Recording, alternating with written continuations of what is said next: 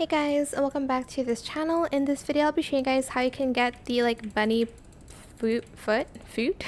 Why did I say like that? Bunny foot or pelts in 99 Nights in the Forest on Roblox. So you're just going to basically go to any bunny and you're just going to kill them using the axe. And as you can see, I got the bunny foot.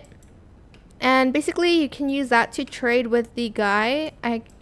Well, he's not here now, but you can use it to trade with him, and sometimes he'll give you like the good axe or the good sack, and you'll have more inventory like this one here. Oh my gosh, I just talked about him. Okay. So basically you're just going to grab your bunny foot or whatever it is he needs, and you're just going to place it here. And as you can see, I can either select the good axe, old flashlight, or good sack. Which one do I want?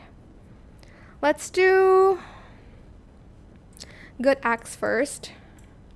And sometimes he'll need the wolf pelt. It's a little bit difficult to kill them because you can also die from the wolf. So you just gotta be careful when, oh my gosh, there's two chasing me. Okay, you gotta be careful when you're trying to get one. Make sure they're not together like that.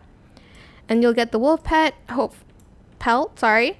You won't get it instantly. You'll get it when it gives you the pelt for some reasons. That's what happens when you try to kill a bunny too. Just die already. Oh my gosh. Oh, there we go. Oh, I got it actually. Nice. Let me just bring it. And I'll do the good sack. You can also get the spear as well. I probably should have gotten that one because it's easier to kill with that. But yeah, that is pretty much it really. I hope it was helpful for you guys. Don't forget to like, comment, share, and also subscribe to this channel if you haven't done that already. If you have any more questions about this video, just leave it in the comment section down below. I will try my best to answer them all for you guys. And if you found this video helpful, please click the thanks button as well.